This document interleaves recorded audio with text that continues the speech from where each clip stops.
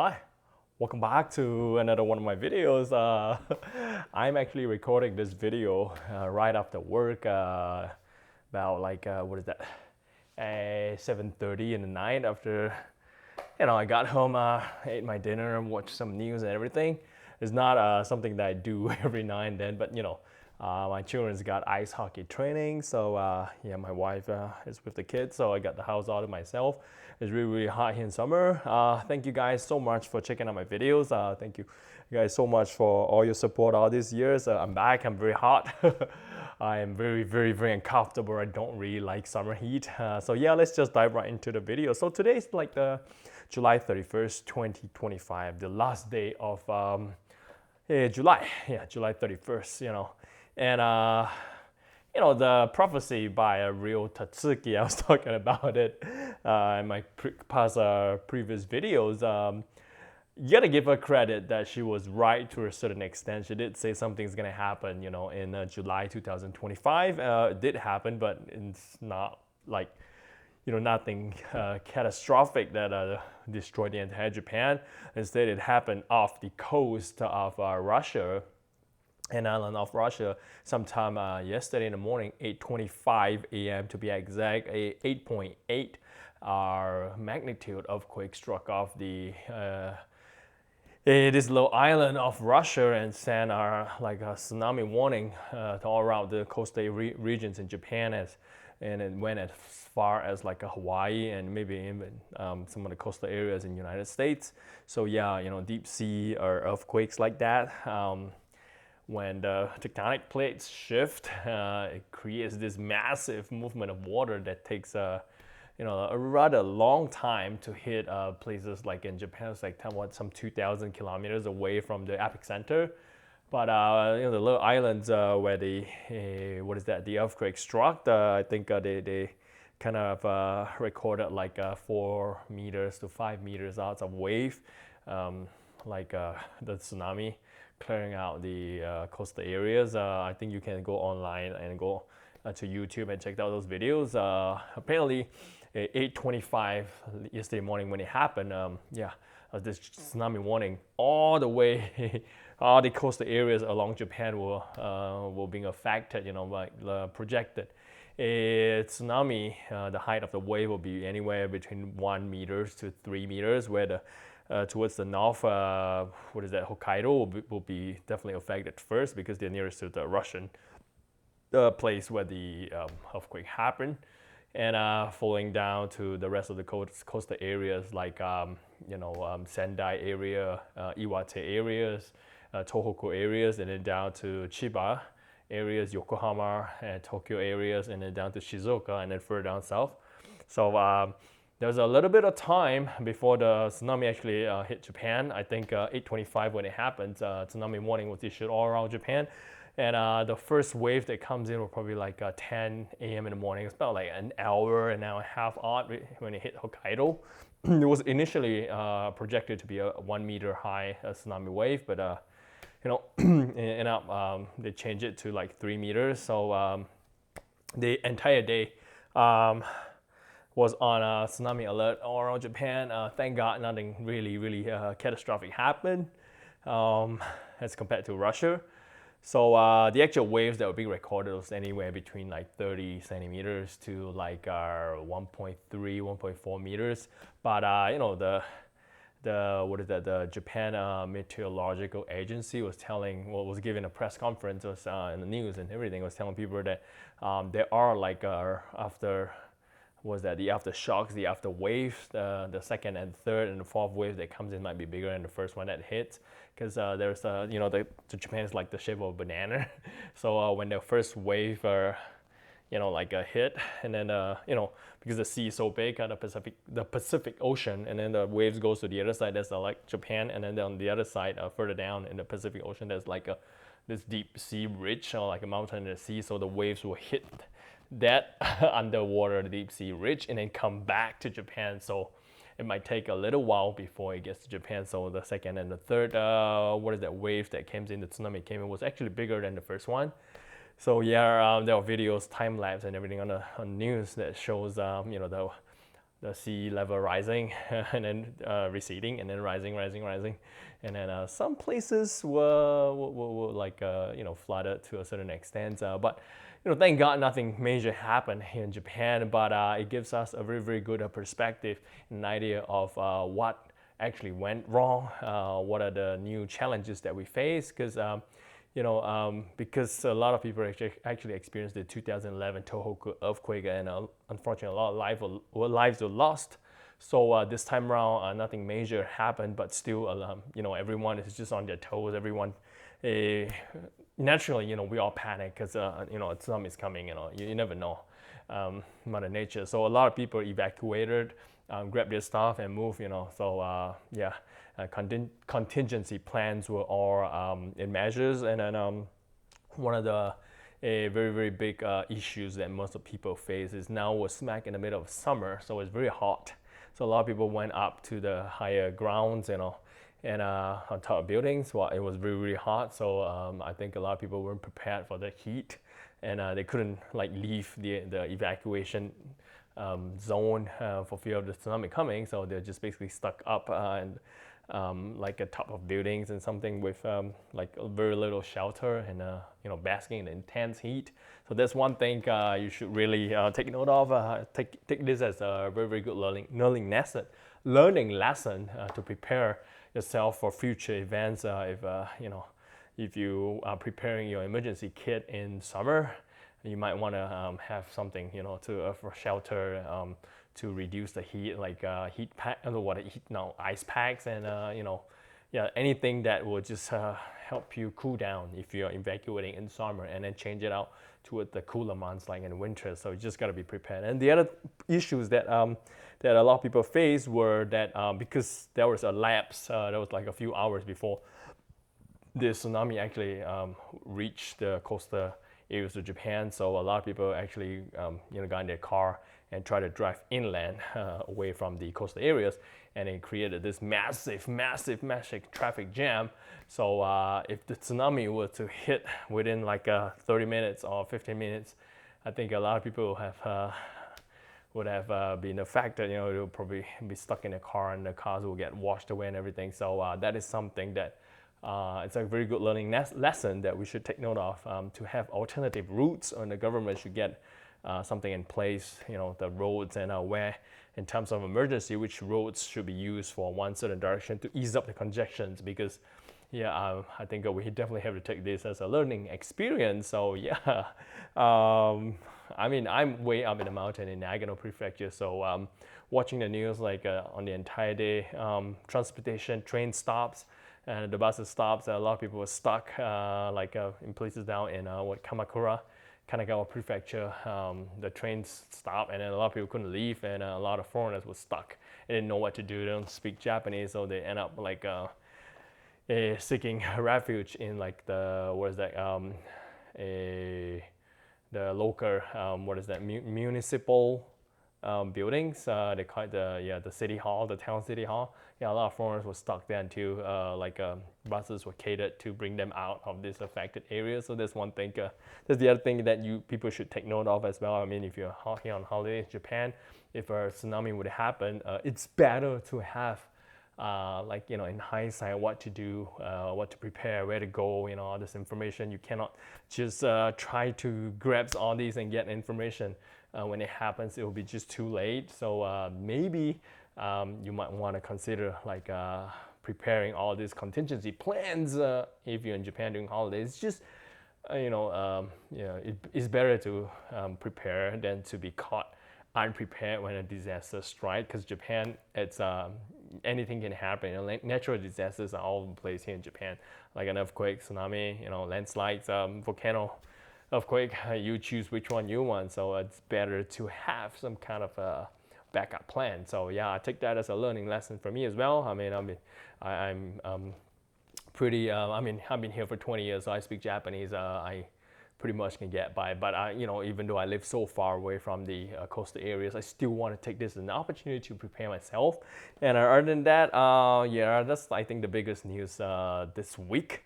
Last day of July 2025, 31st. Today. So other than the tsunami and the big news, I think some places in Hawaii are affected as well. Like yeah, the roads are flooded and whatnot, and yeah, like buildings and like things shattering and collapsing in places near where the epicenter is. Other than that, there is another piece of news that I was going to talk about. Some crazy dude with armed with like survivor knives, I don't know, and like an airsoft mask was walking down the street in Mito. I think it's in Ibaraki Prefecture, if I'm not wrong.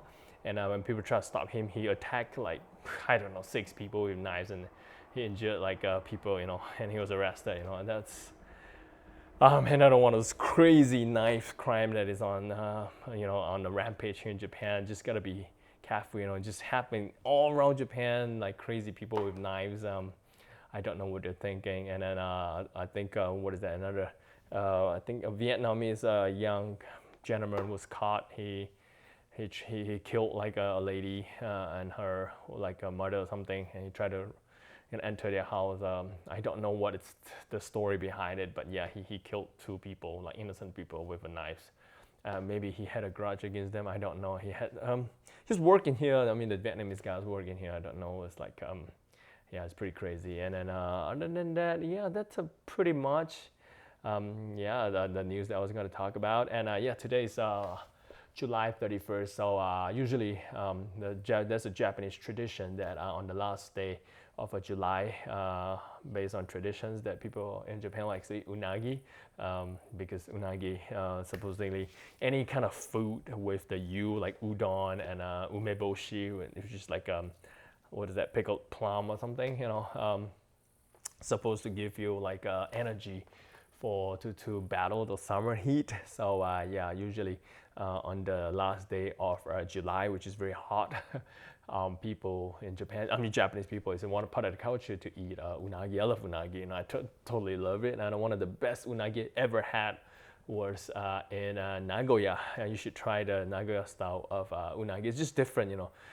everywhere else in Japan probably has like a pretty standard unagi, but the Nagoya style of unagi, they call it the hitsumabushi, is really good. But they steam the unagi and then they kind of grill it, So the texture is actually very crispy on the outside, but on the inside is very soft. And there are different ways to eat the hitsumabushi, and one of the best restaurants you can experience unagi, it's Unafuji, which is a very, very famous, well-established restaurant chain in Nagoya. If you're down in Aichi Prefecture, Nagoya, you should really try the hitsumabushi, which is like yeah, unagi Nagoya style in one of the Unafuji stores. I highly recommend it. You can basically, it's a little bit on the pricey side, but it's definitely worth paying for the experience, because you get the full, the unagi experience, just something that is you can't get it anywhere else.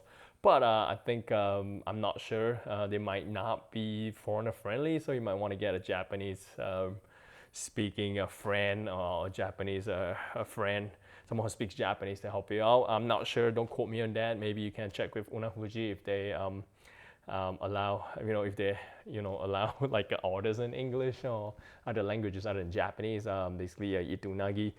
The cost, and then over that you can add different spices, and then you can add the broth, to introduce different style of eating. And then the last, towards the end, you can eat it with any style you want. So yeah, it's a pretty nice experience. So typically, yeah, a Japanese tradition on July 31st or the last day of July, they'll eat unagi or any foods that's starting with the letter U.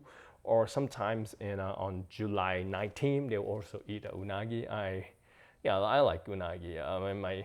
My eldest boy, he used to like unagi, but I think when he was young, he had like a little fishbone lodged on his throat or something, and it's one of his school meals. So he had been traumatized, and he didn't really like to eat fish with bones. He likes his sushi and everything, but yeah, he's getting back to unagi. But we had it like a couple of I don't know, like a couple of weeks ago or something. But he didn't really enjoy it. I mean, yeah, but I get to try it. I get to eat all his unagi. But yeah, just something to take note of. Other than that, yeah, summertime is very good for peaches. Peaches here is very good. Yamanashi has some of the best peaches. And other than Yamanashi, I think Fukushima has really good peaches as well. And usually when you visit all these places that are very famous for producing quality peaches, they are usually harvested when it's slightly hard before they are fully ripened, and then when they ship out to different parts of Japan, the fruit will slowly become very soft and become very, very ripe. So peaches, they don't really hold the freshness for a very long time. Once you get it, you put it in the fridge. If you put it out in the hot sun, not hot sun, but in room temperature in summer, within a few days, yeah, the peaches will start to become so soft that it will start to rot. So you might want to put it in the fridge, or if you go visit any of the fruit stores or those ichibars, wet markets in Japan, try to get for like fresh peaches and then wash them, because some people might have allergies to like the little furry coating the skin of the peaches. So yeah, give them a good wash and peel them, and then I don't think you need to cut them up. Just eat it raw, like the monkey god style. That's how I do it. Just peel it. Like I don't have any allergies to peaches, so I would just wash the peach, just rip the skin off with my teeth, and then just feast on the whole thing, and then you make a whole mess of it. So I usually eat peaches at home, not outside. Yeah, and then Miyazaki mangoes are really good as well in summer, but they're so expensive. Other than that, I think melons as well, like yeah, Hokkaido Yubari melons or melons from Chiba prefectures are really good as well. Like here, where I'm here in Japan, over like so many years, 20 years, here in Japan, my in-laws will usually send me like all this summer fruit. So my wife actually prevents me from buying them from the local supermarkets, because she says fruits here, we don't buy them. we get them for free. I was like, okay. So yeah, I've never bought any grapes. I've never bought any peaches, melons, strawberries, they're all like gifts from Japanese friends, and yeah, usually from my in-laws. So yeah, that's a really, really good thing to be, part of the Japanese family. Yeah. So I'm like 17 minutes into the video. Yeah, it's a very, very short video. Hope you guys are doing great wherever you are. And in summertime, I usually like to start off the night after work, and then I like to come back home and drink a can of beer, like a light summer beer, like Budweiser. I don't know, like Avis is good as well, but Avis, like all seasons. But when you go to a local supermarket in Japan, they have a whole range of series of summer beer, which is usually slightly lighter in a texture and body. It's a lot easier to drink. I usually start off with a beer. Sometimes I don't start off with a beer. Maybe I start off with a cold sake or something. But summertime, I really like to make a mojito, which is like rum base. Yeah. So I can just get a bottle of like Bacardi rum that is in the mojito mixture. So all I need to do is just grab some fresh mint from my garden, and yeah, I want to pick those really, really nice, beautiful leaves, because like the mint that I had in my garden, I think, I don't know, like more than 10 years ago when we moved here, like 11, 12 years ago when we moved here, we planted like a spearmint and a peppermint in the garden. But mint is like, I don't know, it's like a very, very strong wild plant. So over the years, it's just spread and regenerate itself, so it becomes like all over the place. It's taking over the entire garden. So in winter, it's all like dead, dry sticks. But when spring comes, it would just come back to life. So in summertime, it's all in full bloom.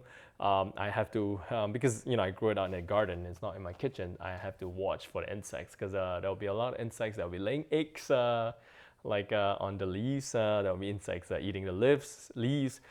So I always thought that mint or peppermint has this very strong, very nice smell to it, mint peppermint oil that'll keep the insects away, but that is not true. In my garden, we get a lot of insects as well. I mean, it's all part of nature. So yeah, we'll usually pick the very, very the leaves that are softer and supple with a little bit more moisture in them. Some leaves are fully dried, even though they're beautiful green and everything, but they are dry and everything. So yeah, you make sure you want to pick those supple, soft, moist leaves, like the fresh baby leaves. Keep the plant there, the plant will survive if you pluck a few leaves. I got so many of them there, yeah. And then give them a good wash, and then pound them up. Dash of lemon, squeeze some lemon in a glass of your choice, pop in some ice, and then a mojito goes in, and then you can add a club soda, or you can add like a what is that, sweetened soda. Here in Japan, sometimes I use Mitsuya cider, which is very good. And sometimes I add lemon juice. Sometimes I add like a mikan, a orange juice to it, just to have my own different version of what is that, mojito. I really like mojito here in Japan during summer. So when my friends come over for barbecue and everything, usually I'll be the one making mojito for everyone, and everyone just have a good time. And I like to make these drinks. In winter, no, I don't really.